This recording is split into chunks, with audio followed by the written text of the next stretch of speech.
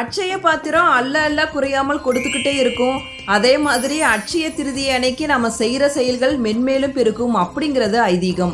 அதனால தான் இந்த நாளைக்கு அட்சய திருதியை அப்படிங்கிற பெயரே வந்தது. அக்ஷய திருதியை அப்படிங்கிறது தானம் செய்வதற்கான நாள். ஆனால் அது இன்னைக்கு எப்படி மாறிடுச்சுன்னா தங்கம் வாங்கி வீட்டில் சேர்த்து வைக்கிற நாளாக மாறிடுச்சு. அக்ஷய திருதி அன்னைக்கு தங்கம் வாங்கிட்டு வந்து வீட்டில் வச்சோம்னா அது பல மடங்காக பெருகும் அப்படிங்கிறதா மக்களோட நம்பிக்கையாக இருக்குது. ஆனால் அது முற்றிலும் தவறானது.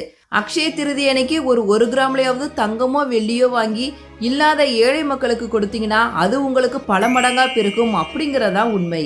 அதை விட்டுட்டு நம்ம தங்கத்தை வாங்கிட்டு வந்து வீட்டில் வச்சு பூட்டோம்னா அது பல மடங்காலாம் பெருகாது. அக்ஷய திருதியை அப்படிங்கிறது தானம் செய்வதற்கான நாள். இல்லை எங்களால் தங்கம் வெளியெல்லாம் தானம் செய்ய முடியாது அப்படின்னு நினச்சிங்கன்னா இல்லாத ஏழைகளுக்கு ஒருவேளை உணவு வாங்கி கொடுக்கலாம், அவங்க போடுறதுக்கு ட்ரெஸ் வாங்கி கொடுக்கலாம், இல்லை அரிசி பானகம் நீர்மோர் இந்த மாதிரி தானம் செஞ்சிங்கன்னா அவங்களோட செல்வ வளம் பெருகும் அப்படிங்கிறதான் அட்சய திருதியோட ஐதீகம்.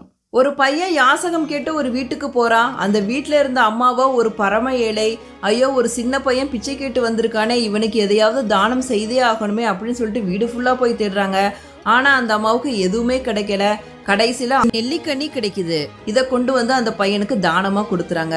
இதை பார்த்த ஆதிசங்கரர் கொடுப்பதற்கு எதுவுமே இல்லாத நிலையிலும் தானம் கொடுக்கணுமே அப்படின்னு நினைத்து அந்த அம்மாவோட கருணை நினைத்து மகாலட்சுமியை வேண்டி கனகதாரா ஸ்தோத்திரத்தை பாடுறாரு. அப்போ அந்த வீட்டு மேலே தங்க நெல்லிக்கனி மலையா பொழியுது. இது நடந்தது ஒரு அக்ஷய திருதி அன்னைக்கு தான்.